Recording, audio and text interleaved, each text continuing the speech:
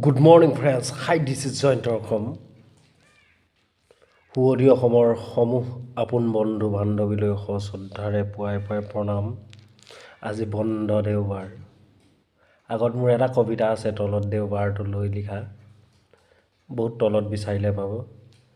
কোনে বাৰু ৰঙা ৰঙা চিয়াঁহী আঁকি দিলে বন্ধ দেওবাৰবোৰ।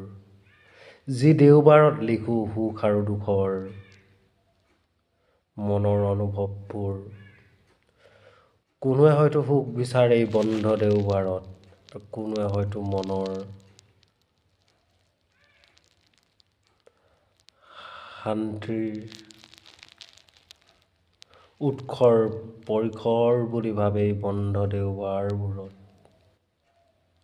কেলেণ্ডাৰৰ বুকুত চিৰস্মৰণীয় হৈ ৰ'ব ৰঙাকৈ বৃত্তাকাৰৰ মাজত আবদ্ধ হৈ থকা বন্ধ দেওবাৰটো, য'ত লিখা থাকে নষ্টালজিক সোঁৱৰণিৰ পাতত জীৱনৰ বহু গোপত কথা, গোপত যান্ত্ৰণা আৰু স্মৃতিৰ জৰ্জৰিত হৈ থকা মনৰ অনুভৱবোৰ।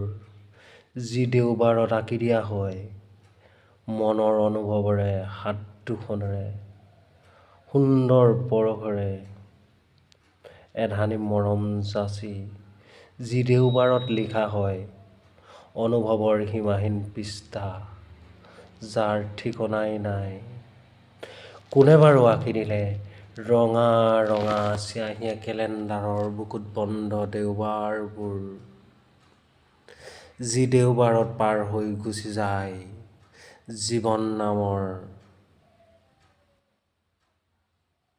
শব্দটোৰ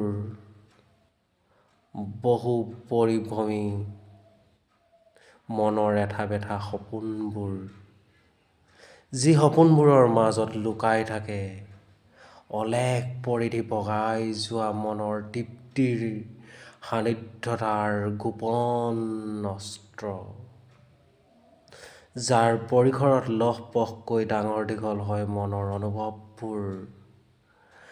লতা বান্ধি বেৰি ধৰি ওমলে মনৰ অনুভূতিৰ মাজত ডাঙৰ হয় এখুব দুখুবকৈ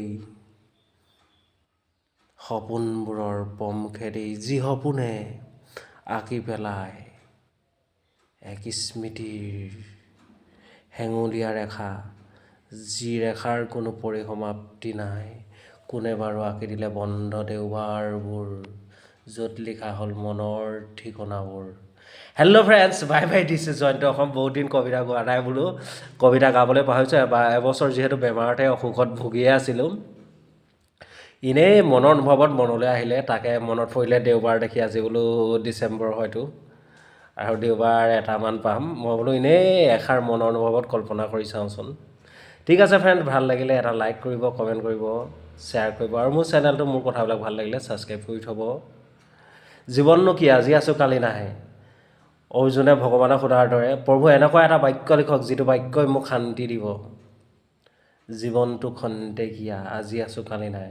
গতিকে সেই বন্ধু হ'ব, জীৱনটো সেয়াই সত্য, যি সত্য মানুহৰ শৰীৰটোতো এদিন আমি এইটো এৰি থৈ যাব লাগিব, একোৱেই নিব নোৱাৰোঁ।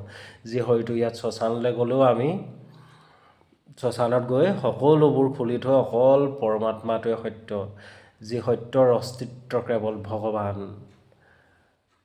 শৰীৰটোতো ইয়াতেই এৰি থৈ যাব লাগিব, একো লৈ যাব নোৱাৰোঁ। না পিন্ধি থকা কাণফুলি পাত লৈ যাব পাৰিব, না পিন্ধি থকা চোলাটো লৈ যাব পাৰিব, নে অন্য কিবা লৈ যাব পাৰিব।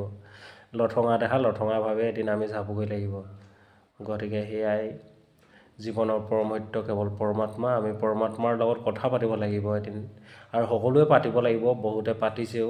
পৰমাত্মা মানে ভগৱান, ভগৱানৰ লগত আমাৰ মনৰ সুখ দুখবোৰ আমি যেনেকৈ শ্বেয়াৰ কৰোঁ, মই আগতেই কৈছোঁ, পৃথিৱীৰ একমাত্ৰ শান্তি ভগৱানৰ আশ্ৰয়ত বা ভগৱানৰ কোলাতহে আছে। গতিকে দিনটোত মই ভাবোঁ যে সকলোৱে এবাৰ ভগৱানৰ নাম লোৱাটো প্ৰয়োজন। যি নাম ল'লে ৰাম বুলি কৈ দিয়াৰ লগে লগে বা কৃষ্ণ বুলি কৈ দিয়াৰ লগে লগে মনৰ শান্তি আহে, আৰু সেই শান্তি হৈছে পৰমাত্মাৰ শান্তি, আৰু সেই শান্তিৰ সমান মানে একো হ'ব নোৱাৰে। বাই বাই ফ্ৰেণ্ডছ, যি কি নহওক আপোনালোকৰ মাজৰ পৰা বিদায় লৈছোঁ। নতুন বৰ্ষ আহি আছে, আপোনালোকৰ দিনবোৰ সুখ হয়, আনন্দময় হওক, সকলো সুন্দৰভাৱে থাকক, তাকে ভগৱানৰ শ্ৰীচৰণত প্ৰাৰ্থনা জনাইছোঁ। জয় প্ৰভু শ্ৰীৰাম। পুৱাই পুৱাই এটা কমেণ্ট কৰিব, আপোনালোকৰ মৰম জনাব। আপোনালোকৰ মৰমে হৈছে মোৰ আশীৰ্বাদ, আৰু সেই আশীষ লৈ মই আপোনালোকৰ মাজলৈ দ্বিতীয়বাৰ জীয়াই উঠিছোঁ। আপোনালোকৰ মৰম স্নেহে মোৰ জীৱনৰ আটাইতকৈ প্ৰয়োজনীয় সম্পদ বুলি ভাবোঁ। বাই bye, this is Jayanta Assam.